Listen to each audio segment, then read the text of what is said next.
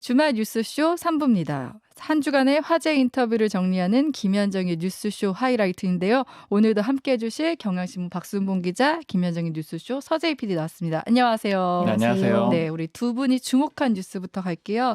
우리 서재희 PD부터 할까요? 네, 저는 외국인 가사 도우미가 저출산 대책 이 뉴스 가져왔는데요. 네.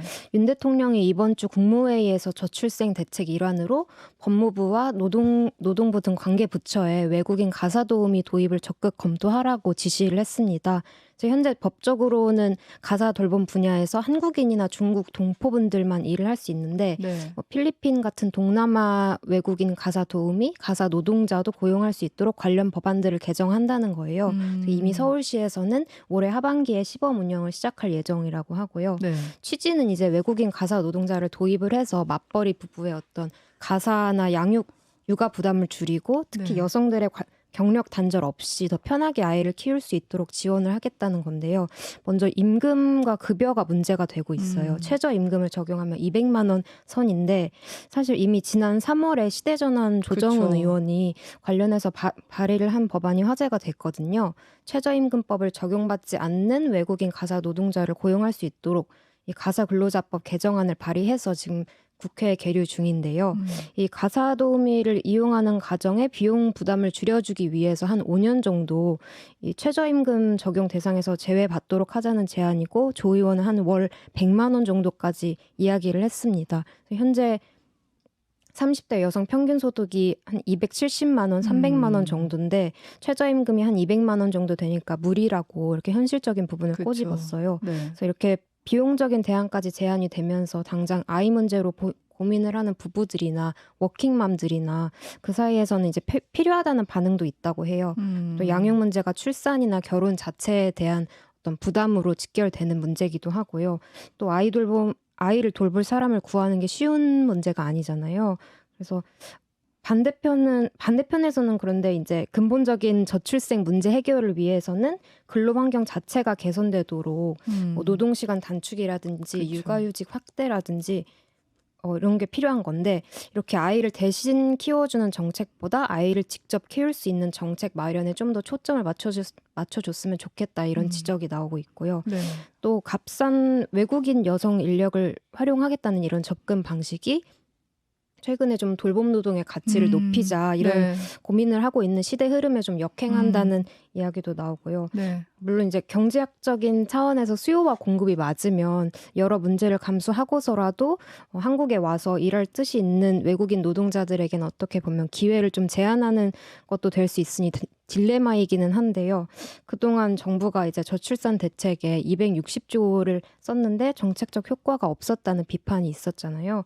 그래서 이 외국인 가사 도우미 제도 역시 좀 새로운 정책을 도입하는 데 앞서서 신중하게 이런저런 좀 우려점을 고민하는 게 필요한 것 같아서 뽑아와 봤습니다. 네. 네, 최근에 독일 쪽 이제 관계된 일을 하는 이제 한국 국적이긴 한데 이제 네. 독일 쪽에서 일을 하는 분을 만났는데 요즘에 독일에서 기업들이 좀 고민하고 있는 게 젊은 세대들이 거기도 이제 주 40시간제라고 해요. 근데 주 35시간제에다가 주 4일제를 지금 요구를 하고 있대요. 네. 근데 그게 거의 수용될 그런 분위기라고 하더라고요. 정치권에서는 좀 받아들일 분위기고 기업들은 좀 고민하고 이런 분위기인데 급여는 그대로 유지하고요. 근데 저는 이제 그 얘기 들으면서 좀 저게 혹시 이제 저출생 대책의 근본적인 대책 아닐까? 왜냐면 만약에 물론 주 4일제니까 주말은 다 쉰다고 하더라도 부부가 맞벌이 할 때 그래도 상당한 날짜를 평일에 뺄 그쵸. 수가 있으니까 네네. 꽤 많이 도움이 될 것 같다라는 그런 생각이 들었거든요. 근데 이제 이런 생각을 하던 와중에 이 외국인 가사 도우미 얘기를 들으니까 이제 물론 그 좀 낮은 그 인건비를 주고 이용을 할 수 있다라고 하면은 좋은 점도 있을 수는 있는데 근데 주변에 또 많이 얘기들을 하는 게 좀 믿고 맡기기가 어렵다. 네. 그러니까 이제 차별적인 발언일 수도 있겠지만 이제 외국 국적인 사람들 좀 신뢰할 수 있겠냐 이런 네. 사람들도 좀 일부 있는 건 사실이거든요. 네. 네. 그러니까 그러다 보니까 이게 아무래도 좀 근본적이지는 않은 것 같다. 그래서 이제 근로 조건 자체를 좀 바꾸는 게 더 필요할 것 같다 이런 생각도 듭니다. 네, 우리 그럼 박순봉 기자가 주목한 뉴스는 뭐예요? 네, 김남국 의원 코인 투자건 때문에 네. 국회에서 이 위메이드가 출입을 국회에 어느 의원실을 했느냐 이걸 공개를 했잖아요. 네. 이 국회를 총 14차례 한 지금부터 한 3년 정도 되거든요. 21대 국회가 시작된 지요.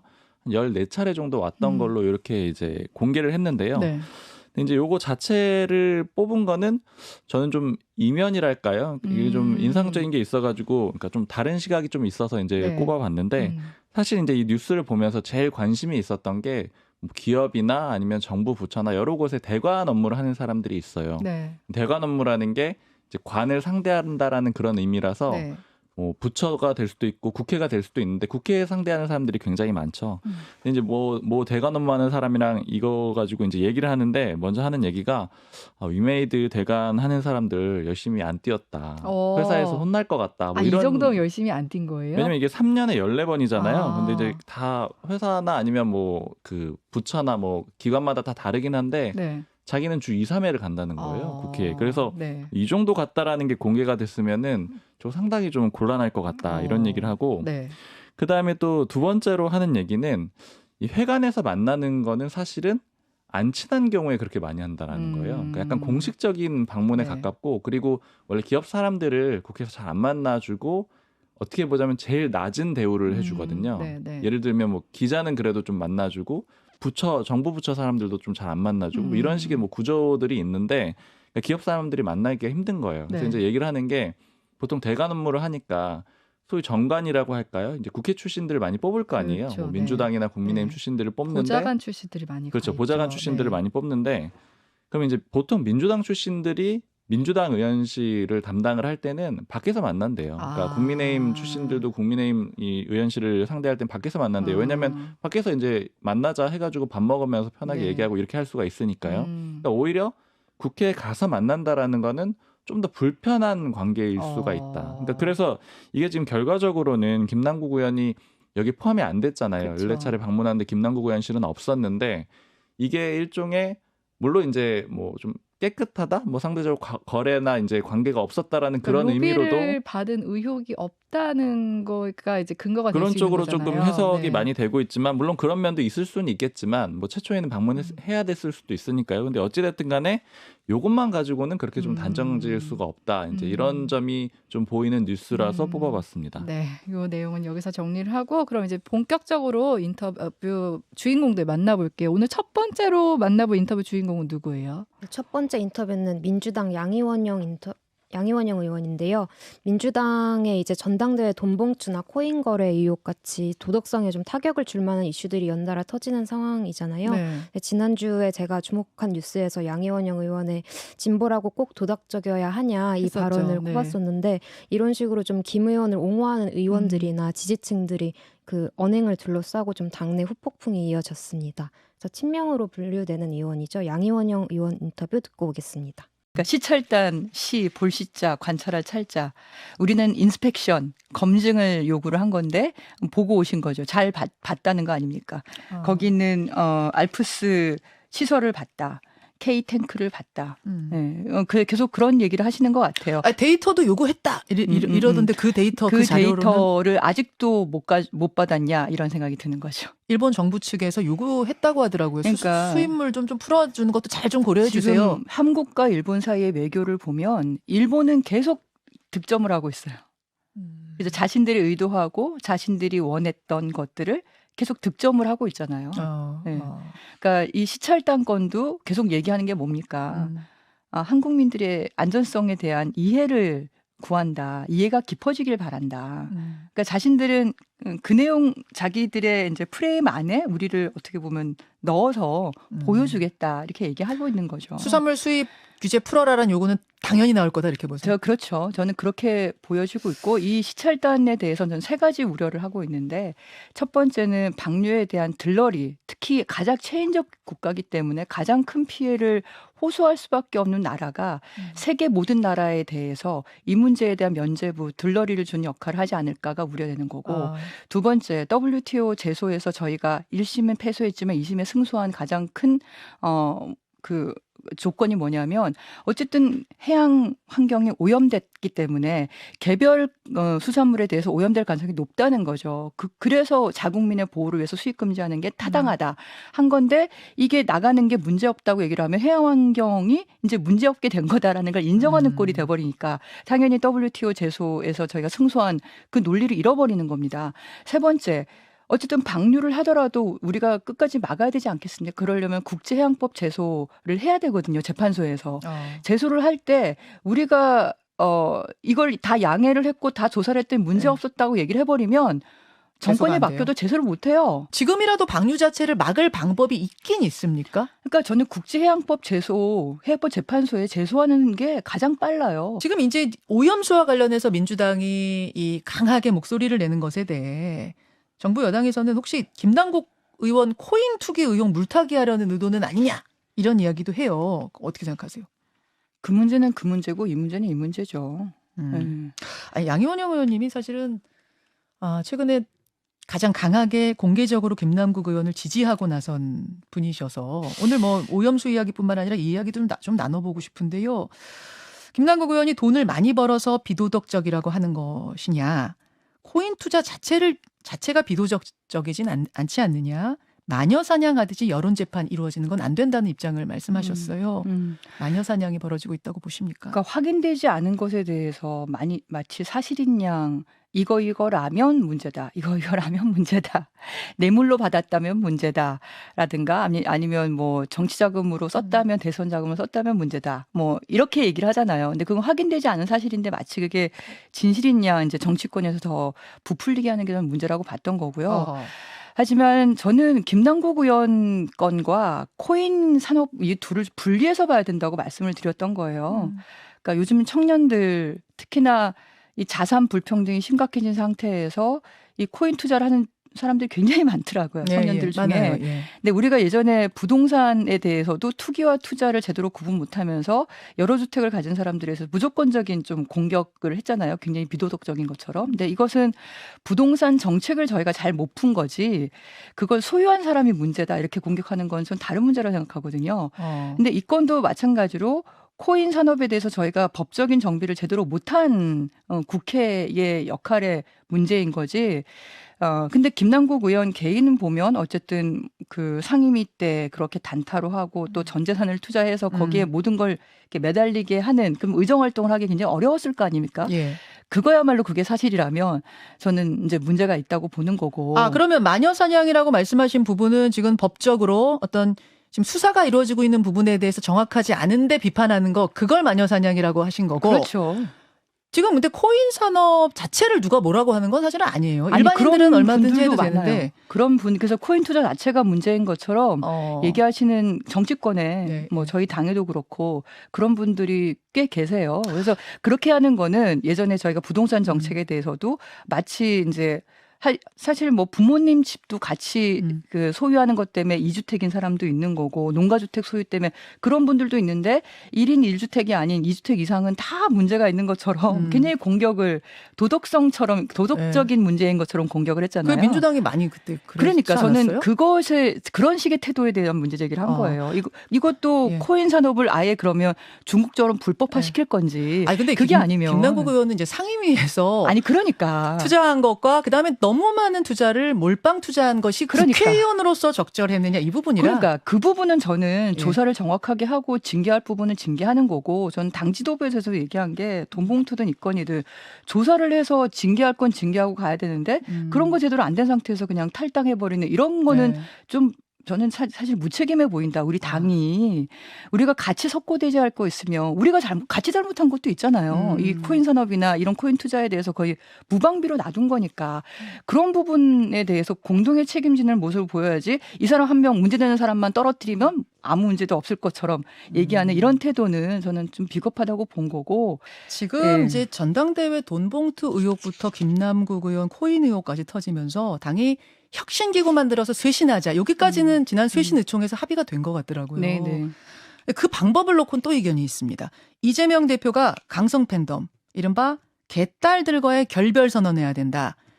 이재명 마을 요 팬카페에서 이장직도 사퇴하자라 상징적으로 뭐 이런 요구를 하는 분들 계신데 그건 어떻게 보세요? 뭐 국민들은 다양한 분들이 계시고 당원들도 다양한 분들이 계시죠. 근데 적극적으로 어떤 입장을 표명하는 당원들이 있다고 해서 저는 당연히 이제 뭐 욕설을 한다든지 뭐 그러한 과도한 표현으로 그거는 그냥 사람으로서의 그 문제가 당연히 되는 거지 않습니까? 그런 경우에는 이번에 제명 조치한 것처럼 취해야 되지만 어떤 입장을 가진 그룹이 있다는 거에 대해서 그걸 부정할 필요가 있을까? 외연 확장이 정말 막힐 거다. 강성 당원들의 목소리가 워낙 강하고 크다 보니 외연 확장이 어려워져서 민심과의 괴리가 커질 거다. 이런 우려하시더라고요. 저는 민심의 실체가 뭔지 궁금합니다. 네. 그 어떤 당심과 민심의 괴리가 되는 게 문제다 이렇게 얘기하시는데 음. 당심은 당연히 당원이죠. 음. 당원은 민주당의 가치에 동의해서 저희를 지지하는 분들이 당원인 거고 예. 민심이라고는 국민에는 국민의힘도 3분의 1이 있고 당원들도 3분의 1이 있고 이것도 저것도 관심 없거나 아니면 왔다 갔다 하시는 분이 3분의 1이 있어요. 그럼 이걸 다 합치면 그 안에는 민주당이 너무나 싫다고 하시는 분들이 계세요. 그럼 그게 민심인가요? 어제 윤건영 의원이요. 봉화마을 다녀오는 글에 글 하나 올렸는데 민주당 쇄신위에서 꾸려질 그 혁신위에 이재명 대표를 비롯한 지도부가 전권을 위임해라. 어떻게 생각하십니까? 네. 20초. 그 혁신위의 역할이 전 필요하다고 생각을 합니다. 그러니까 그동안 당대표께서는 이제 통합에 중점을 찍으셨는데 우리 당에 여러 가지 문제가 있다는 걸 이번에 확인을 하게 된 거잖아요. 그래서 당의 혁신과 개혁에 중점을 두는 혁신위를 적극적으로 하시는 게 전 필요하다고 생각을 하고요. 권한 그리고 위임은요? 당의 지도부는 지도부의 역할이 있는 거고 혁신위는 혁신의 역할이 있는 거죠. 위임하긴다는 건 좀 무리다라고. 정권위임이 어떤 의미인지는 잘 이해를 못하겠네요. 제가 보기에는. 여기까지. 네. 고맙습니다. 양 의원님. 네, 5월 24일 수요일에 있었던 민주당 양이원영 의원 인터뷰 듣고 오셨습니다. 양이원영 의원 같은 경우는 이제 환경운동연합 출신이시고 또 지금 민주당 원전오염수 대책단이다 보니까 이번 시찰단 활동에 대한 평가를 했잖아요. 이제 근데 이 다음 수순이 수산물 수입 규제 해제가 될 것이다. 이렇게 우려를 했네요. 네, 일단 양 의원은 시찰단 활동이 말 그대로 검증이 아닌 현장 점검, 시찰, 워칭에 불과하다고 이렇게 실효성이 있겠느냐고 네. 반박을 했는데요. 실제로 이번에 그 시찰단 명단도 비공개고 그쵸. 뭐 일정도 비공개고 현장에서 언론 접근도 안 되면서 좀 깜깜이 시찰이다 이런 지적이 있었어요. 또 이번 주에 그 일본 정부 측에서 시찰단에 수산물 수입 제한 이 해제를 고려해달라는 요청을 했다는 보도가 있었거든요. 그래서 지난 3월 한일 회담 때도 기시다 총리가 윤 대통령에게 그 수산물 규제 철폐를 요청했다는 보도를 두고 좀 논란이 있기도 했었고 이후에 이제 대통령실에서 후쿠시마 수산물이 국내에 들어올 일은 결코 없다 이렇게 부정하기도 했었는데요. 양 의원은 이미 우리 정부가 WTO에 제소를 해서 수산물 오염 가능성을 인정을 받아서 승소를 했는데 네. 우리가 그 요구에 응할 경우 이제 그 논리를 잃어버린다는 점을 짚었고 또 지금 한일 간 협상에서 일본만 계속 득점을 하고 있다고 꼬집었습니다. 네. 야당이 좀 수산물 공세에 세게 나서면서 국민의힘에서는 이제 국민들 공포를 조장하는 정치 선동을 벌이고 있다. 뭐 과거 광우병이나 사드 괴담 수준이다라면서 이런 반발이 나왔고요. 지난 목요일에 시찰단이 공식 일정을 마치고 일본에서 돌아왔어요. 가장 중점을 둔 부분은 오염수가 제대로 정화 설비를 거쳐서 방류가 되는 것이냐였다는데 뭐 현지에서 확인한 자료들이나 추가로 받은 자료들을 분석해서 곧 종합적인 평가 내용을 공개하겠다고 했으니까 지켜봐야겠습니다. 네, 지금 국민의힘에서는 국민 공포를 조장한다 이렇게 얘기는 하고 있지만 어쨌든 국민 대다수의 여론이 좋지는 않잖아요. 국민의힘 내부 분위기는 어때요? 또 PK 지역 의원들은 또 더 민감할 수 있겠다 이런 생각도 들거든요. 근데 사실 이 오염수 방류가 아직 결정되진 않았지만 지금 모든 과정들의 이 수순들이 방류가 결국 될 거다 이렇게 좀 막을 수 없는 흐름으로 좀 여권 내부는 보고 있는 것 같고요. 네. 그래서 이제 그 와중에 얼마만큼 좀 대응을 잘해가지고 그나마 여론을 좀 부드럽게 만들 수 있느냐 이런 정도로 고민을 하고 있는 것 같아요. 그러니까 국민의힘이나 용산 모두 일본 관련된 이슈가 다 부정적이라는 생각은 기본적으로 가지고 있어요. 그러니까 네. 이 이슈들이 나올 때마다 여론조사에서 지지율이 빠진다 이런 점들은 다 인지를 하고 있는데 네. 다만 이제 그냥 속내 같은 걸 좀 들어보면은 미국의 압박도 강하고 그다음에 미국과의 관계를 이제 최종적인 목표라고 했을 때 이걸 거스를 수는 좀 없는 상황이다. 그래서 이제 여기서 좀 선택적으로 하는데 일단은 오염수 방류는 사실상은 이제 받아들이는 그런 분위기고요. 근데 이제 다만 좀 고민들이 있는 것 같아요. 아까 말씀하신 대로 이제 PK 지역, 네. 그러니까 이제 부산, 울산, 경남 요 아래쪽 지역들 같은 경우에는 이미 좀 고민들이 시작이 됐는데 딜레마적 상황이 시작이 됐죠. 지금 이제 사실은 부산 쪽이 네. 그 국민의힘에서 많이들 얘기하는 거는 가장 많이 갈릴 수 있는 지역이다 이런 얘기들이 있거든요. 내년 총선 공천에서요. 네. 그러니까 좀 위험하고 불안불안한 지역이고 그리고 내년 이 총선의 공천권은 현재로서는 이제 대통령 용산에서 지고 있다라고 다들 인식을 하고 있는 거잖아요. 네. 그러니까 용산에 잘 보여야 되는 상황인 거는 분명한데 지역에서는 이런 오염수 방류에 대해서는 당연히 안 좋아하고 그렇죠. 훨씬 더 민감하게 네. 생각을 하는 거잖아요. 그러니까 이제 이게 이러지도 저러지도 못하는 좀 딜레마적 상황이고 그런데 어찌됐든 간에 결론은 정해져 있다라고 보기 때문에 이 부분은 좀 조심스럽게 얘기하는데 대표적으로 하태경 의원 표현 같은 거 딱 보면 느껴지는 게 국민 수용성이 중요하다 이런 식의 얘기를 정부한테 한단 말이에요. 네. 그러니까 이 얘기가 딱 입장을 보여주는 것 같아요. 강하게 비판을 하지도 못하면서 그렇다고 강하게 찬성을 하지도 못하고 그런 이제 국민들은 이런 우려를 표한다 이런 정도의 움직임으로 보이는 것 같고요. 그리고 또 제가 이제 지난주에 요 시찰단 관련해서 좀 용산 쪽 사람이랑 얘기를 할 때 하는 얘기가 뭐냐면은 이 시찰단이 사실은 뭐 일본 정부의 입장 같은 거를 바꾼다거나 네. 뭐 이렇게 하는 거는 사실 어려울 거다. 일본 정부가 안 내놓는 걸 뭐 내놓게 한다거나 이런 건 어려울 거고 결국에는 상당 부분을 일본 정부가 원하는 방향으로 흘러갈 수밖에 없는 구조적인 상황인데 네. 근데 그 상황에서 시찰단이 좀 적극적으로 나서가지고 이렇게 좀 강하게 요구도 하고 뭐 또 일부 항의도 하고 이런 모습이 나오면 그나마 좀 낫지 않겠느냐 이런 얘기를 이제 의견으로 말을 했었는데 네. 이번에 아예 공개 자체가 안 됐잖아요. 그렇죠. 그러니까 네. 실제 어떻게 했는지도 뭐 알 수가 없는 상황이고요. 그러니까 그러다 보니까 지금 어찌됐든 간에 국민들은 결과가 나오기 전부터 좀 그 신뢰를 안 하는 그런 분위기가 있어서 여권에는 좀 악재로 작용하는 것 같아요. 그러니까 어차피 이게 과정을 밟아가는 과정이라면 최대한 국민 불안이나 이런 거를 해소하는 쪽으로 가야 되는데 지금 그런 방향으로 가지는 않는 것 같다. 그리고 이제 당 상황으로 넘어가면 양이원영 의원은 이제 김남국 의원 코인 사태 터진 이후로 좀 이제 김 의원 좀 두둔하는 입장을 많이 밝혔잖아요. 그래서 민주당에서는 이번 주에 또 가장 이슈였던 게 그 김 의원을 두둔하는 이른바 이제 개딸이라고 하죠. 이 문자 폭탄이 좀 이슈였죠. 네, 이제 우선 그 김 의원과 지도부 대응을 비판했던 비명계 의원들이나 고민정 의원이 좀 당내 강성 지지층의 욕설 문자 폭탄을 받고 있다 이런 호소들이 나왔고요. 또 김 의원을 비판했던 청년 정치인들 대표적으로 양소영 전국 대학생 네. 위원장이 좀 새로운 공격 대상이 되어서 지지자들이 모인 단톡방에 갑자기 초대가 돼서 어떤 집단 괴롭힘 수준의 메시지들을 받고 있다 이런 게 논란이 되면서 좀 강성 지지층을 단절을 할 수 있겠느냐 이 문제가 계속 이어져 왔는데요. 여기에 좀 새로운 갈등이 촉발된 거는 이제 강성 지지층의 비난 문자를 받았다고 주장한 이원욱 의원의 네. 페이스북 글이었어요. 그래서 여기서 언급한 욕설 문자의 발신자가 당원이 아닌 것이 확인이 됐다는 당 내부 감찰 결과를 당에서 발표를 하고 네. 또 이재명 대표가 이걸 외부 세력의 이간질이다 이렇게 규정을 하면서부터 좀 논란이 됐는데요. 근데 이런 공개 비판은 물론이고 이제 당내에서 이런 감찰 결과를 공개하는 것 자체도 좀 이례적이다. 그리고 또 애초에 이 사건에 대해서 감찰 조사를 한 이유가 뭐냐. 그리고 꼭 당원이 아니더라도 이 대표의 강성 지지층은 맞는 거 아니냐 이런 네. 의문을 던지는 반응들이 나왔습니다. 특히 다음 날 의원총회에서 비명계 의원들의 이 이른바 개딸의 공격 중단 선언을 요구하기로 좀 의견을 모았다는 얘기가 네. 그 전부터 좀 들려왔었는데 이에 대한 그 선제 대응이라는 해석도 있었고요.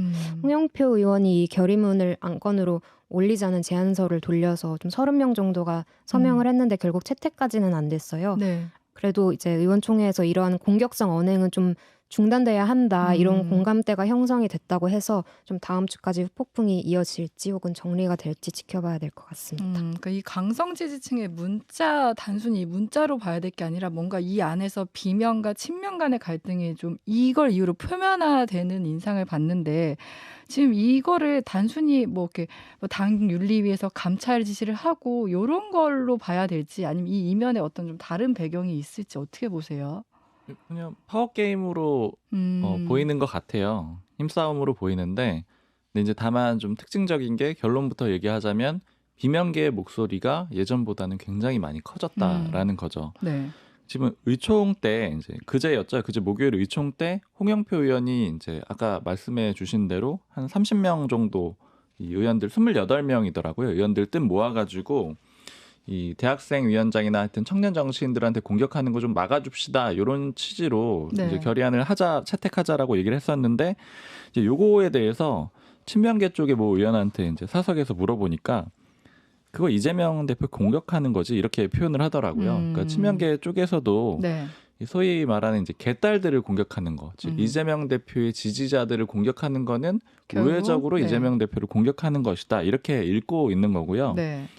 그리고 또 이제 내부에 섞여 있었던 의총 중간에 또 섞여 있었던 얘기 들은 것 중에 하나는 그 이현욱 의원 건도 아까 방금 이제 서 PD님이 얘기를 해주셨는데 이제 비슷한 이런 상황이 있었대요. 의총에서 어떤 이제 한 의원이 발언을 하다가 실수로 어떤 의원의 직위를 헷갈렸다는 거예요. 그러니까 뭐 예를 들자면은 뭐 이제 최고위원인데 대표라는 식으로 네. 헷갈렸다라는 거예요. 그랬더니 이제 다른 뭐 의원이 아 저거 그러면 저것도 허위 사실인가요? 뭐 이런 식으로 얘기를 했다라는 거예요. 근데 이게 그 감정을 좀 보여주는 거죠. 그 의원들이 잘못 말하면 뭐라고 할 거냐, 뭐 이런 식의 불만 같은 것들이 깔려 있는데 그런 목소리들이 많이 나오는 거고 또 민감한 상황이라고 볼 수가 있고요.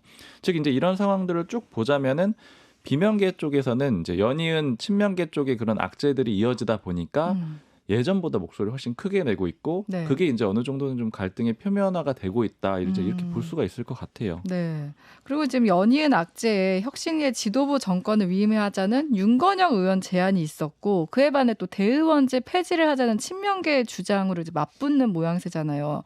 이런 부분들이 그러니까 뭔가 친명과 비명 간의 갈등이 여러 차원에서 좀 표출화되고 있는 것 같아요. 네, 그래서 그게 이제 방금 말씀드린 부분이랑 비슷한 것 같은데 이제 비명계 쪽에서도 더 이상 목소리를 낮추지 않고 갈등을 피하지 않고 안건마다 부딪히는 그런 그림이라고 봐야 되는 거고 네.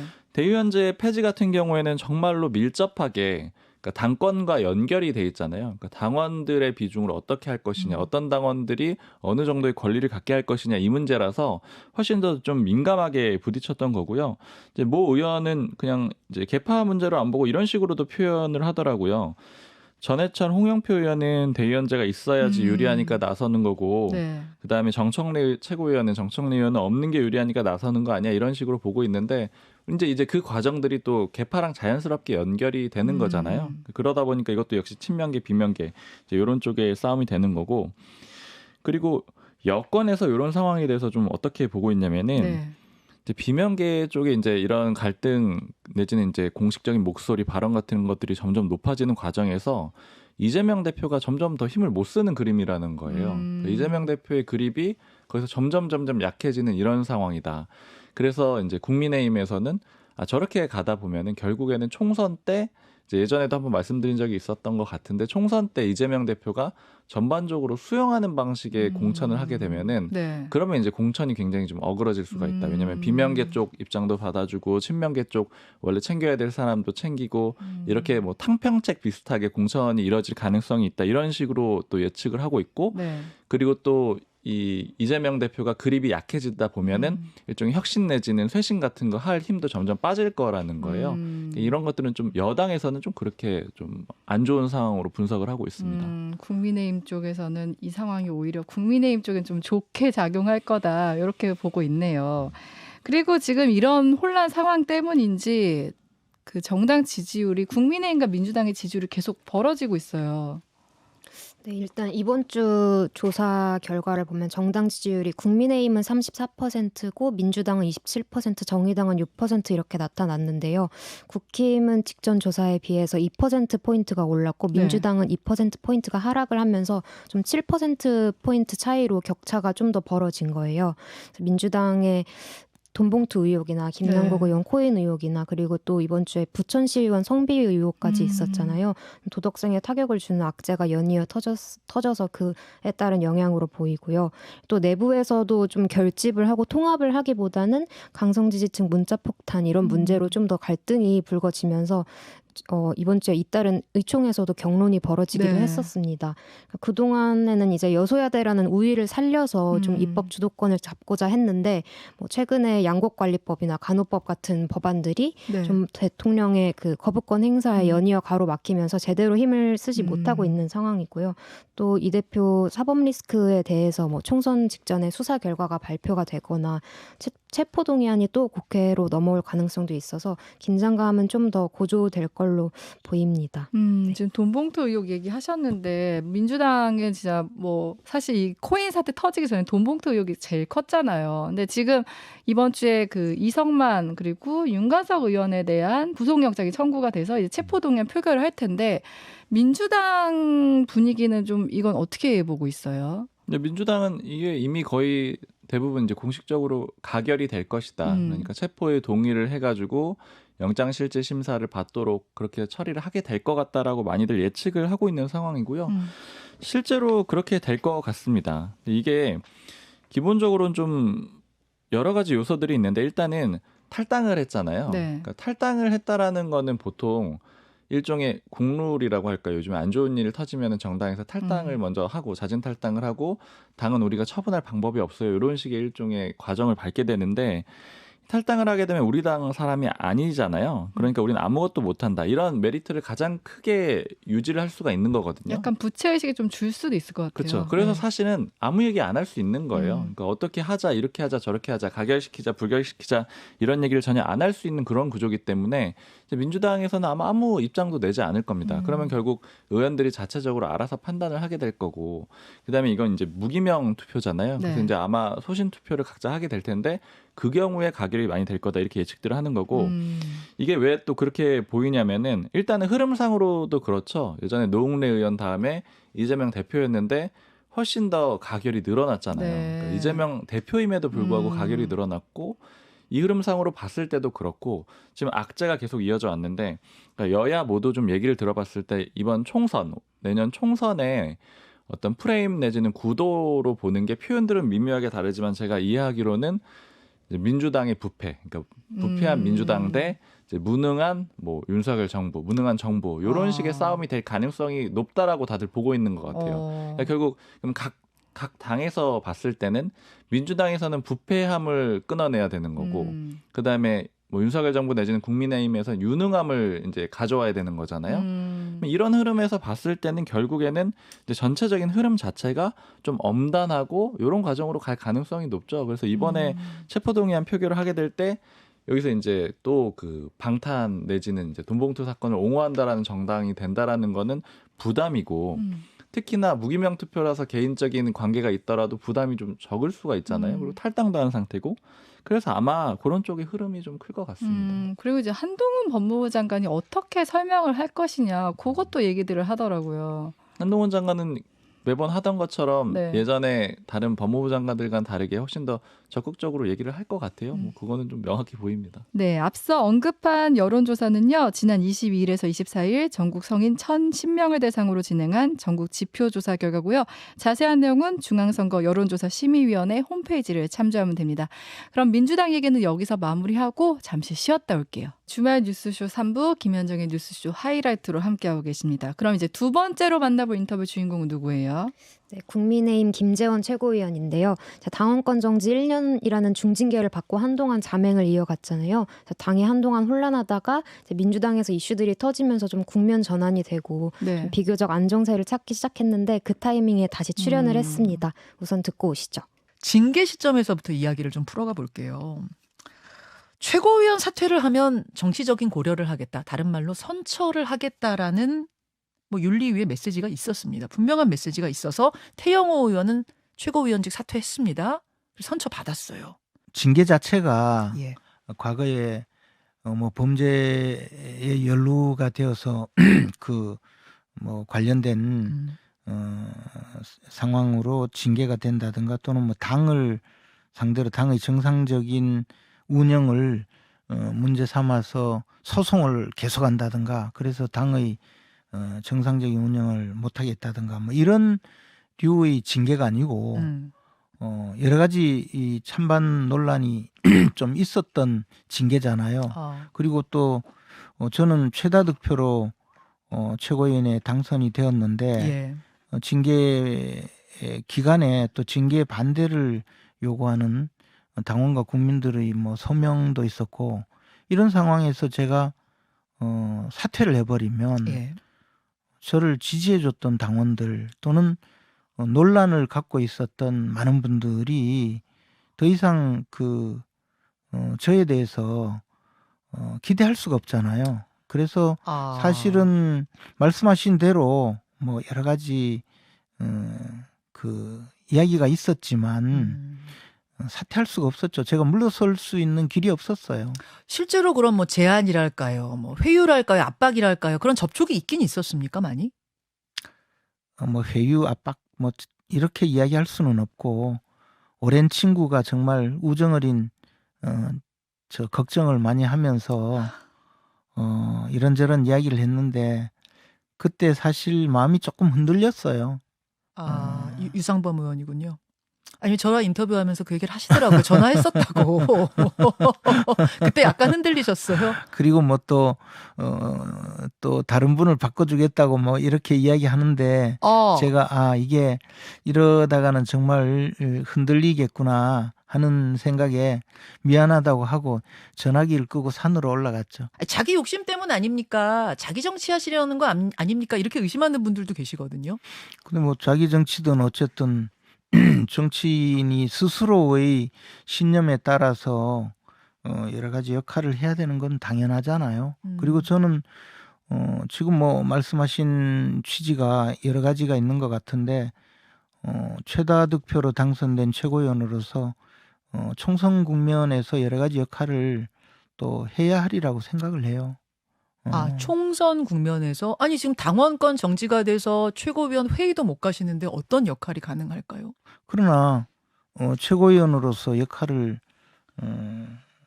해야 되겠죠. 그리고 특히 우리 당과 또 윤석열 정부가 잘 될 수 있도록 하는 뭐 그런 나름대로의 생각을 가다듬고 있었고 뭐 그런 정치 운동은 계속 해야죠. 뭐 그런 것을 모두 생각을 하고 지금 이 상황을 지금 준비하고 있는 것이지 무슨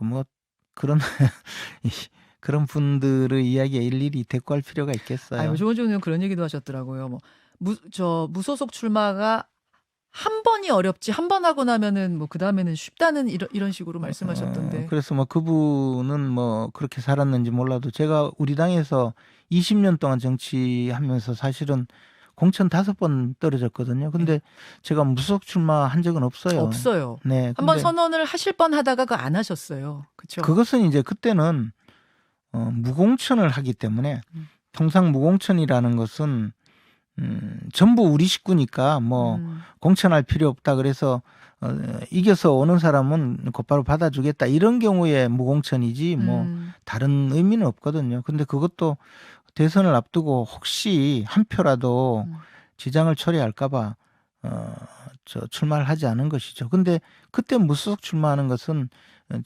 총선에서 공천에 탈락해서 무소속 출마하는 것과는 또 다른 개념이죠. 그렇죠. 그러나 그것도 하지 않았어요. 그렇게 하지 않으셨어요. 네. 근데 그걸 헷갈리는 분들이 계시더라고요. 조원진 의원도 좀 헷갈리셨던 건지 모르겠어요. 그분은 뭐 늘 뭐 공천이 이대로라면 공천이 지금 어려운 상황이니까. 근데 김재원 최고는 뭐 어떤 정치인이든 원외에서 계속 정치하겠다 이런 분은 없으시잖아요. 총선이 있으면 당연히 출마하는 거잖아요. 그러니까 다른 길을 두드리지 않겠느냐. 제가 말씀드린 것도 계속 출마할 기회가 있다면 출마를 하겠지만 지금 무소속 출마를 두고 이야기하는 것 자체가 맞지 않는 이야기라는 거죠. 그렇군요. 그리고 제가 그렇게 해본 적도 없고 그리고 굳이 왜 무소속 출마 이야기를 자꾸 하는지 모르겠어요. 그리고 출마 외에도 총선이 되면 이 총선은 정당이 명운을 걸고 네. 하는 정치 행사이고 총력전이거든요. 그럼 그렇죠. 누구든지 그 총선 국면에서 여러 가지 역할을 분담하는데 뭐 그 역할을 제가 맡아서 해야 되겠다는 생각도 강하게 갖고 있어요. 그나저나 이 모든 상황의 시작이 됐던 전광훈 목사 얘기로 좀 가보죠. 저는 진짜 궁금했어요. 김최고 의원님. 전당대회 1등으로 최고위원이 되자마자 거기 왜 가셨어요? 그러나 사실은 저는 그분을 그 행사장에서 2번 만난 것 외에는 아무런 교류가 없어요. 근데 왜 가셨습니까? 사실은 3.1절 그 광화문 집회에 예. 소개를 해주겠다고 해서 참석했다가 거기서 그 우리 교회 예배에 한번 오라는 이야기를 그 말에 제가 약속을 하고 가겠다고 약속을 해서 그 약속을 지킨다는 의미로 가서 덕담 수준의 말을 한 것인데 뭐 그 이후에 지금까지 아무런 교류도 없고 또 뭐 앞으로도 교류를 하거나 또 관계를 맺을 생각이 전혀 없는데 뭐 전혀 그렇게 없습니까? 전혀 없죠. 그리고 앞으로도 당연히 그런 상황인데 그것이 징계의 사유가 됐죠. 또 절차적으로 민주당이 원포인트 개헌을 지금 주장했잖아요. 예, 예. 예를 들어서 헌법 전문에 5.18 정신을 넣는 원포인트 개헌을 하자라고 예.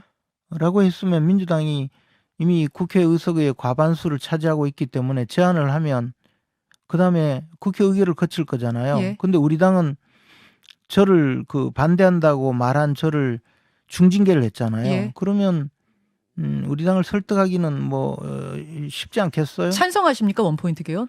저는요 원포인트 개헌을 찬성하는 것이 아니고 이미 5.18 정신을 헌법 전문에 넣는 것을 반대하지 않겠다고 천명했고 그래서 앞으로도 지켜야 될 상황이에요. 그 말을. 네, 23일 화요일에 있었던 국민의힘 김재원 최고위원 인터뷰 듣고 오셨습니다. 김재원 최고위원은 이제 당원권 1년 정지를 받고 자맹을 좀 이어갔다가 오랜만에 출연을 했잖아요. 그래서 출연 배경이 좀 궁금했어요. 네, 원래 김재원 최고위원이 뉴스쇼 고정 코너인 말말말의 고정 패널이었는데 네. 좀 설화가 논란이 되면서 대회 활동을 중단을 하고 저희 패널석도 공석이 됐었어요. 그래도 저희 제작진이 좀 네. 담당 PD인 조은야 PD가 꾸준히 연락을 해서 공개 행보를 시작할 때 맞춰서 좀 어렵게 섭외를 했는데요. 자숙 모드를 마치고 와서 이제 당 징계 결정에 대한 본인의 입장을 밝혔는데 네. 이제 내년 총선에 국힘 당적으로는 출마가 어려워졌잖아요. 그래서 무소속으로 출마를 할 거냐라는 질문에 앞으로 이를 어떻게 알겠냐라면서 좀 가능성을 열어뒀고요. 네. 또 이 징계에 대한 불복이나 이의 제기를 할 생각은 없다. 하지만 최고위원직을 자진 사퇴할 의사도 전혀 없고 앞으로 총선을 위해서 많은 역할을 하겠다고 좀 의지를 분명히 했습니다. 김재원 최고위원의 이 방송 출연이 좀 놀라웠던 게 또 같은 날 다른 방송에 비슷한 시간대에도 나오셨더라고요. 뭔가 이렇게 보폭을 좀 넓히는 느낌인데 제가 생각할 땐 조금 빨리 복귀했다 이런 인상을 받았는데 이 좀 배경이 있을까요? 사실 왜 그 시기를 정해서 나왔냐 이런 걸 이제 구체적으로까지 확인은 못했는데 네.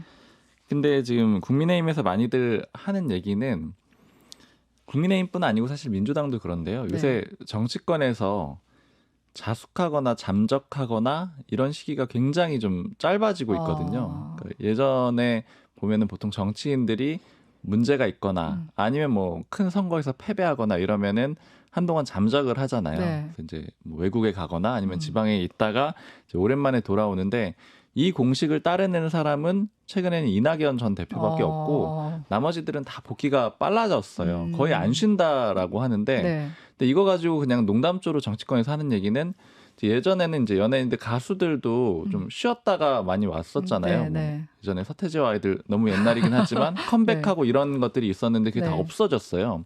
정치권들도 비슷한 형태로 바뀌었거든요. 그러니까 이게 그럼 결국 뭐냐라고 보면 사회가 좀 빨라지다 보니까 잠깐만 비치지 않아도 네. 금방 잊혀진다라는 거죠. 그래서 그 시기를 줄이는 걸로 보이고 네. 그래서 좀 복귀 시기를 많이 당긴 거 아니냐. 그러니까 왜냐하면 최대한 노출을 많이 시키겠다 이런 의도로도 좀 해석들을 하고 있습니다. 네. 그리고 이제 5.18 기념식에 이제 여권이 총 출동을 하고 조금 호남 민심이 달래졌다, 어느 정도 일단락됐다 이런 것도 좀 어느 정도 작용하지 않았을까 싶기도 해요. 네. 네, 그렇죠. 그 5.18이 지났기 때문에 그 전에 돌아오게 되면은 사실은 이제 그 문제 때문에 징계를 받았는데 더 초점이 많이 이제 집중이 될 거고 네. 비판도 아마 많이 받았을 거예요. 그리고 지금 여당 내에서는 5.18 대응 굉장히 잘했다라고 그렇게 또 생각을 하고 특히 용산 쪽 사람들하고 얘기를 해보니까 이 5.18 특히 요 호남 관련해서 움직인 거 되게 잘했는데 언론들이 되게 좀 좋게 안 써준다 이런 식의 불만들을 여러 사람이 얘기를 하더라고요. 네. 그러니까 내부적으로 평가를 할 때는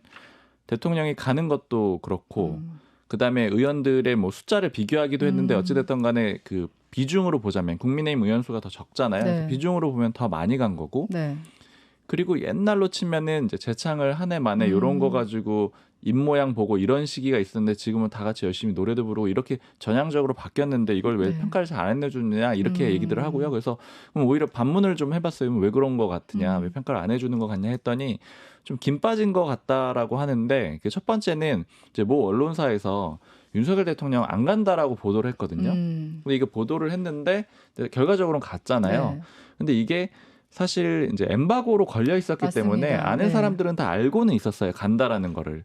근데 공식적으로 반박을 또 못한 거죠. 왜냐하면 경호사항이라서 공개적으로 간다 이렇게 확정적으로 얘기를 못하는 상황이어가지고 네. 그것 때문에 결과적으로는 그 기사가 되게 그 민주당 성향의 커뮤니티에 많이 퍼져 있더라 이렇게 용산 쪽에서는 주장을 안 하더라고요. 간다는 기사가. 네, 그래서 이미 저것 봐 안 가네 이렇게 해가지고 확 분위기가 나빠져 있었고 그래서 실제 갔을 때 그것보다 좀 효과가 빠졌다라고 보고 그리고 또 하나는 그다음에 이제 헌법 전문의 5.18 정신을 수록하는 거 네. 여기에 너무 초점이 다 뺏겼다라는 거예요. 그러니까 그걸 하냐 마냐 기본적으로 윤 대통령 입장은 한다라는 입장이지만 이제 그거 시기 가지고 좀 맞붙은 거잖아요. 그러니까 그것 때문에 초점을 뺏겨가지고 좀 좋은 평가를 못 받고 있다 이렇게 좀 아쉬워하는 그런 목소리도 있습니다. 근데 아마 이런 것들도 김재원 최고위원이 이제 방송 복귀하는 그런 시점하고 연결이 돼 있었을 것 같아요. 김재원 최고위원이 이제 인터뷰에서 무소속 출마하진 않을 거다. 그리고 정광훈 목사 뭐 신당 창당 가능성도 없다 이랬는데 저는 그때 이제 이 얘기 들으면서 그 박순봉 기자가 예전에 불사조 얘기했었잖아요. 그것도 네. 생각이 나고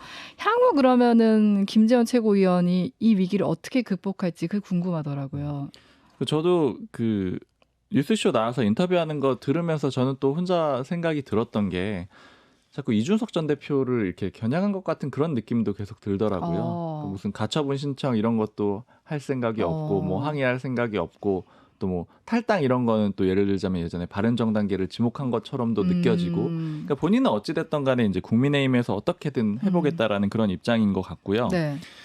그리고 아까 이제 결국 인지도 얘기를 잠깐 말씀드렸잖아요. 요즘에 이제 그 정치인들은 무조건 인지도가 1순위고 특히 최근에 국민의힘 최고위원 선거 때, 그러니까 전당대회 때 그 여러 가지 평가들을 했지만 이제 결과적으로 하나로 수렴한다고 하면은 다 인지도라고 다들 얘기를 하고 있거든요.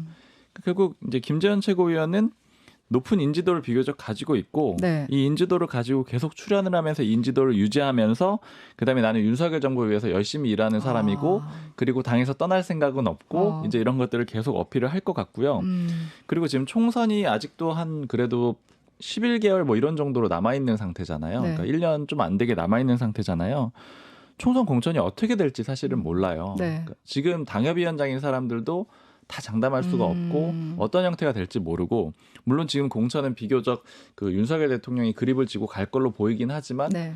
예전에도 뭐 공관위원장이 누가 오느냐에 따라서 이 공천의 방향도 확확 달라지고 했거든요. 그러니까 아마 그 기간 동안에 일종의 공을 많이 쌓은 다음에 이제 분석을 해보자면은 경선을 좀 유도를 할 것 같습니다. 그러니까 이렇게 높은 인지도를 바탕으로 해가지고 네. 어떤 특정 지역의 후보랑 맞붙었을 때 경선까지만 붙여주면 경선만 붙여주면 그 전에 뭐 당원권 정지 회복은 돼야 되겠죠. 경선만 붙여주면 인지도가 높으니까 이길 수 있고 그렇게 되면 이제 명분이 살거든요. 아마 그런 쪽으로 좀 회생하는 그림을 그리고 있는 게 아닌가 이렇게 해석이 되고요. 네. 그리고 국민의힘에서 사실은 이제 이 문제 가지고 많이들 아직도 얘기를 하는 게 이게 2019년에 그 2월에 자유한국당 시절에 있었던 일의 악순환이다 이런 얘기들을 하는 사람들이 있어요. 이게 무슨 얘기냐면 당시 자유한국당 시절이었는데 김순례 당시 최고위원이 있었는데 네. 그때 5.18 관련된 얘기예요. 이것도 그때 5.18 유공자들이 괴물 집단이다 이런 표현들을 그때 공청회 때 해가지고 문제가 됐었어요. 뭐 김진태 의원도 좀 관계가 있었고 네. 그 김순례 의원은 의원이다가 요 발언을 하고 징계 대상이 된 다음에 그 다음에 최고위원이 되거든요. 그 사이에. 근데 그때 네. 이제 국민의힘 출입 기자나 아니면 국민의힘 관계자들 되게 많이 고민들을 했던 게 이 김순례 최고위원 어떻게 할 거냐. 네. 왜냐하면 최고위원이 되고 그 다음에 당원권 정지 3개월 징계를 받았거든요. 근데 황교안 대표가 결과적으로는 황교안 대표가 직접 지시를 한 건 아니지만 그때 지도부는 요거 최고위원직 유지된다. 이렇게 결론을 내렸어요. 근데 그때 다수 의견은 네. 제가 취재하면서 느끼기에는 이거 박탈하는 게 맞다 이런 의견이 많았거든요. 네, 네. 근데 황교안 대표 체제에서 결국엔 유지를 시켜줬습니다. 그래서 3개월 지나고 나서 최고위원으로 돌아와요. 근데 이때 이 결정이 일종의 판례가 됩니다. 그래서 그 다음에 이준석 전 대표도 네. 당원권 정지 1년 받고 나서 돌아올 다시 걸 돌아온다. 당연하게 생각을 네, 했잖아요. 네, 네. 그러니까 이게 그때의 시작이거든요. 이제 지금도 그때 얘기를 하는 사람들이 있어요. 그때 이게 사실은 이게 맞지가 않다. 왜냐하면 이렇게 고위직이 징계를 받았는데 당직을 유지한다라는 게 좀 맞지가 않다. 만약에 징계를 받아서 그때 그 당직을 박탈하는 걸로 결론이 났다라면은 뭐 이준석 전 대표도 아마 바로 그렇게 물론 그때 이제 논란이 더 심해졌겠죠. 대표직을 상실하는 거면 아마 더 강하게 싸웠을 거고. 그다음에 이번에 김재원 최고위원 건도 마찬가지라는 거예요. 이게 사실은 당연히 박탈이 돼야 되는데 안 됐기 때문에 이게 여전히 논란이 되는 거다. 그래서 악순환이다 이렇게 주장하는 사람도 있습니다. 그러니까 잘못을 저질러도 그 최고위원직이나 직함은 계속 갖고 가는 건 거잖아요. 그렇죠. 김재현 최고위원 같은 건 얘기를 들었을 때 당에 대한 로열티는 계속 보여주면서 방송 출연 더 열심히 하실 것 같다는 생각이 드네요. 잊혀지지 않기 위해서. 그리고 이런 점도 있어요. 사실은 최고위원이란 자리는 그러니까 1년 뒤에 돌아올 수 있다라고는 하지만 아마 그때까지 현 지도부가 유지될 거라고 장담하는 사람은 거의 없을 거예요. 왜냐하면 지도부가 2년의 임기를 채우는 경우가 거의 없다고 봐야 되거든요. 네, 네. 그러면 1년 뒤에 특히나 총선 지나고 나서는 지도부 대부분 갈리는 경우가 많습니다. 압승을 하지 않고서야 갈리는 경우가 많은데 그럼에도 불구하고 이 자리를 유지하고 징계를 감내한 거는 결국에는 이제 그 내 지지층, 나를 지지해줬던 사람들 네. 그리고 지금 뭐 정가원 목사랑은 이제 특별히 언급을 하고 있지는 않지만 거기도 강하게 내치지 않는 그런 그림으로 해석이 되거든요. 네, 네. 아마 요 그림, 요 세력 가지고 요걸 원동력으로 가지고 이제 다시 부활을 하려는 그런 그림으로 보입니다. 그리고 이제 총선 얘기 나오고 있지만 지금 대통령실 사람들도 보폭을 넓히고 있잖아요. 네. 대표적인 게 강승규 시민사회 수석인데 이제 네. 언론 보도로 나왔죠. 그 충남 홍성 예산에 자주 갔고 명함도 돌렸다 이런 보도가 나왔고 요거 자체는 이제 사실이죠. 영상도 있고 네. 그 자체에 대해서 이제 부인을 안 하고 있는데 근데 요거 가지고 좀 두 가지 좀 함의점이랄까요? 그러니까 이제 여권 사람들이랑 얘기하면서 들었던 얘기 중에 함의점이 있는 게 일단 첫 번째는 이 명함 돌렸다라고 하잖아요. 네. 근데 대통령실 사람이랑 만나서 얘기하는데 이 명함에 보면은 봉황 문양이 이렇게 박혀 있고 명함도 조금 커요. 그 명함도 약간 위아래로 조금 더 크고 약간 두껍고 저는 좀 좋다라는 생각이 들었는데 네, 네. 근데 얘기를 들어보니까 이 명함의 숫자가 되게 엄격하게 정해져 있다라는 거예요. 그러니까 업체에 맡기는데 그 업체도 보안 협약이 돼 있고 네. 왜냐면 이제 전화번호가 다 유출이 되면 안 되잖아요. 대통령실 사람들의. 네. 그리고 몇 장이 나가는지도 그 봉황 문양을 찍는 거에 숫자를 다 정확하게 기록을 한다라는 거예요. 그래서 이제 그거는 좀 그냥 그 생각이 잠깐 들었고요. 네. 그 마크가 찍힌 봉황 문양의 대통령실 그 명함을 돌렸겠구나 이런 생각이 그러니까 하나 우리가 들었고. 흔하게 돌리는 명함과 좀 다른 그렇죠. 거네요. 그 명함 함부로 좀 쓸 수 없고 그다음에 도용될 가능성도 있으니까 그런 것들은 좀 엄격하게 관리를 한다라고 하고 특히 이제 전화번호 관리도 있겠죠. 아무 그렇죠. 업체에 맡기게 되면은 보안 문제도 있고. 네.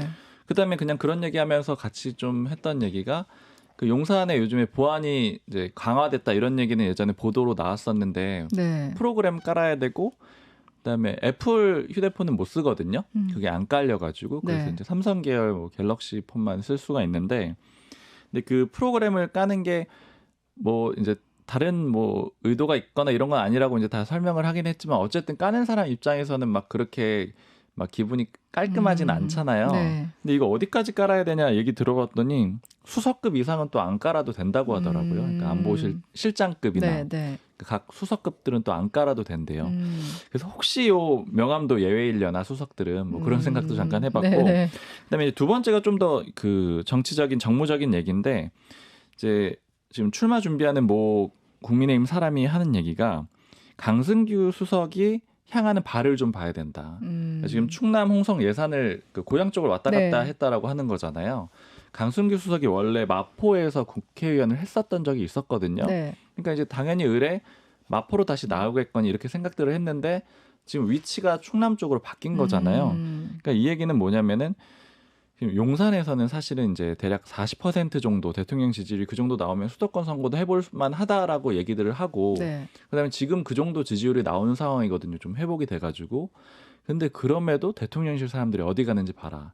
그러니까 서울 지역구였던 사람들이 서울을 안 간다라는 거는 네. 어렵다라는 얘기다. 그러니까 서울에서 이기기가 어렵다라는 얘기를 반증해 주는 거다. 그러니까 이제 이 사람들이 다 어디 가는지 한번 좀 면밀하게 주목할 필요가 있다. 그래서 앞으로 뭐 수석이나 장관들 원래 고유의 지역구를 가진 사람들은 안 옮길 거예요. 웬만하면. 그쵸. 근데 한번 이제 흔들렸던 사람들은 지역구가 좀 바뀌게 될 텐데 이 사람들이 서울 내지는 수도권에 실제 가는지 아니면 훨씬 더 좀 안정된 지역들을 찾아서 그러니까 국민의힘에 유리한 지역을 찾아서 내려가는지 이런 것도 좀 관전해 볼 필요가 있다라고 합니다. 대통령실 사람들이 어디로 발이 향하는지를 잘 봐라. 그리고 이제 이번 주에 그 윤석열 대통령이 심야 야간 집회에 대해서 좀 엄벌을 취하겠다 이런 얘기를 했잖아요. 그리고 이제 여당에서는 집회나 출퇴근 시간대 도심 집회 밤 12시부터 새벽 6시까지 제한하겠다. 법 개정을 추진하겠다. 근데 이제 야당은 사실상 집회 허가제다. 위헌적 발상이다. 이렇게 반발하고 있죠. 네, 윤 대통령과 국민의힘이 그 불법 전력이 있는 단체에 집회 시위를 제한을 하고 또 출퇴근 시간대 도심에서 개최를 하는 시위나 아니면 심야 시간대 시위도 제한을 하는 방안을 검토하겠다고 나섰습니다. 근데 이제 최근에 논란이 불거졌던 게 그 민주노총의 1박 2일 노숙 집회를 계기로 좀 공공질서를 해치는 불법 집회를 용납하지 않겠다 이렇게 경고를 한 건데요. 노조와 이제 야당 측에서는 집회 시위에 대한 사실상의 허가제다라고 하면서 헌법상 집회 결사의 자유를 침해하는 위헌적인 처사다 이렇게 반박을 하고 있고요. 네. 또 법조계에서도 이 불법이라는 기준을 어떻게 해석을 하고 적용을 할 건지 모호하다 이런 지적이 나왔습니다. 그래서 당장 경찰도 그동안 경찰의 집회 대응에 좀 관대한 측면이 있었다고 하면서 강력한 공권력 행사를 예고를 했는데요. 불법 집회 해산 훈련도 6년 만에 재개를 하고 집회 현장에서 위법 행위가 발견되면 현행범으로 체포하겠다 이렇게 좀 물리력 행사를 강화하는 조치에 나서고 있습니다. 네. 그래서 좀 현장에 이 경찰 일선에게 책임을 전가한다 이런 비판도 나오고 있고요. 하지만 보다 근본적으로는 좀 이렇게 악화일로로 가고 있는 이 노정 관계를 좀 대화로 풀는 것도 필요하다 이런 이야기가 나오고 있습니다. 또 얼마 전에 그 건설노조 간부가 정부의 그렇죠. 이른바 건폭몰이에 저항을 하면서 분신을 한 사건도 있었고 좀 사회적 갈등이 고조되고 있잖아요. 그래서 대화와 협의를 통해 풀려는 정부의 노력도 필요하고 좀 성숙한 집회 시위 문화도 확산이 되는 게 필요하다 이런 지적이 나오고 있습니다. 요 불법 집회와의 전쟁은 윤 대통령이 어떻게 보면 계속 노조 개혁을 주장해왔잖아요. 그러면서 노동 개혁을 추진하겠다 했는데 그 일환으로 봐야겠죠? 네. 명확한 것 같아요. 네. 그 노동개혁, 그러니까 3대 개혁 중에 하나로 노동개혁을 뽑았잖아요. 그 노동개혁이 일환이 노조개혁이었고, 그다음에 이제 집회도 일종의 개혁의 대상이라고 해야 될까요? 여하튼 뭐 그런 움직임을 보이고 있는 거고요.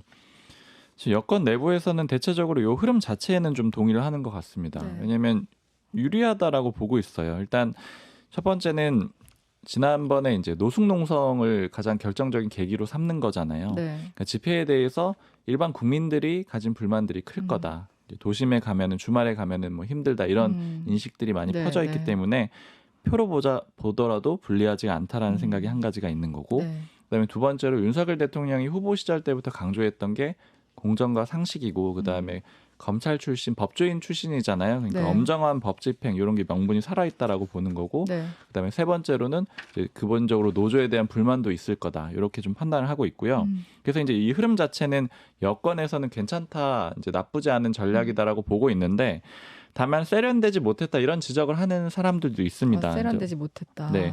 그러니까 대표적으로 하는 얘기가 두 가지인데, 정부가 하는 일이 너무 칼을 휘두르는 것처럼 보이면 안 된다. 그러니까 정부가 예를 들어 이제 노조를 상대로 어떤 일을 할 때는 상대가 이제 꼼짝달싹 못하게 명분으로 압박을 해야지, 마치 이제 어떤 칼을 휘두르는 그런 그림으로 보이면은 그건 이제 반대쪽도 많이 양산을 하기 때문에 세련되지 못하다 이런 얘기를 하고요. 네. 또 두 번째로는 윤 대통령이 이 문제 꼭 직접 나서야 되느냐 이런 얘기를 하는 국민의힘 쪽 인사들도 있어요. 왜냐하면 대통령이 굳이 하지 않더라도 할 사람이 많은데 왜 굳이 이제 싸움의 전면에 서느냐. 그러니까 대통령은 어쨌든 그 국가 전체를 대표하는 사람인데 그렇게 나서는 게 좀 세련되지 못하다 이런 표현들도 있습니다. 그러니까 윤석열 대통령은 뭔가 이제 강경 대응을 한다는 이미지가 되게 강한데, 지금 이번 주에 국회에서도 그 민주당 주도로 노란봉투법이 본회의 직회부가 됐잖아요. 근데 지금 계속 본회의 직회부 그리고 거부권 행사 이게 계속 좀 반복되고 있어요. 이 상황은 뭐 양쪽이 좀 치킨 게임으로 가는 양상인데 이거 계속 반복이 될까요? 네, 최소한 일단 총선 때까지는 이렇게 갈 수밖에 없을 것 같고요. 지금 그 용산이나 여당, 지난 방송 때도 말씀을 드렸던 것 같은데 방향 자체를 이 거부권을 행사할 때 각 법안의 문제점에 대해서도 얘기를 하지만 네. 절차상의 문제를 더 심각하게 본다라는 그런 얘기들이 지금 나오고 있거든요. 네. 이 얘기는 야당 주도로 통과시키는 그 국회 내의 상황들, 그러니까 이런 거에 대해서 일단 부정적이라는 거고, 즉 이 상황은 민주당으로서는 또 이렇게 앞으로 계속 해나갈 가능성이 높잖아요. 그러니까 이게 계속 반복이 될 수밖에 없고요. 그리고 이면을 보자면은 치킨 게임이 또 계속되는 게 서로 나쁘지 않다라고 보는 거죠. 이 정무적으로 나쁘지 않다라고 보는 건데, 일단 그 민주당 같은 경우에는 계속 저렇게 거부권 쓰는 거 언제까지 할 수 있겠냐. 이제 불통하고 독주하고 그런 이미지가 생길 거다. 네. 그리고 궁극적으로는 이제 총선에 임박해가지고 아마 김건희 여사의 특검이라든가 이런 것들이 추진이 될 가능성이 있는데 그럼 그때 또 어떻게 할 거냐? 아마 그때는 좀 결정타가 될 거다. 그때 거부권을 쓰는 건 굉장히 부담일 거다. 이런 정무적인 판단이 깔려 있는 거고요. 반대로 이제 여당하고 정부 같은 경우에도 우리가 이제 아까 그 무능 유능 그 프레임 말씀을 드렸는데 우리 일 잘하고 싶은데 네. 저기 의석수가 많은 야당이 자기들 원하는 법안만 통과시키고 아무것도 협조 못 해주고 우리 힘이 없어서 결국 대통령에 기대서 방패만 쓰고 있습니다. 이런 식의 이제 얘기를 하면서 충분히 여론을 잡을 수도 있다. 어떻게 보면 내년 총선에서도 표를 더 달라. 그렇죠. 그 무능 프레임을 사실은 거기에 연결시킬 수 있다라고도 보거든요. 네. 그러니까 서로 해볼 만하다라는 그런 이제 동상이몽인가요? 여하튼 그 국회 내에서 동상이몽이 벌어지면서 네. 같이 계속해서 요 치킨 게임이 진행이 되는 것 같고요. 그래서 결국 총선에서 이제 결론이 나야지 이제 국민들의 뜻이 총선에서 딱 명확하게 나오는 거잖아요. 그러니까 네. 그게 나와야지만 양쪽도 궤도 수정이 일어날 것 같습니다. 총선 때까지는 거의 마주 달리는 기차처럼 양쪽이 계속 끝나지 않는 싸움을 하지 않을까 이런 얘기로 마무리하면서 오늘 주말 뉴스쇼 김현정의 뉴스쇼 하이라이트로 마무리할게요. 두 분 나와주셔서 감사합니다. 감사합니다.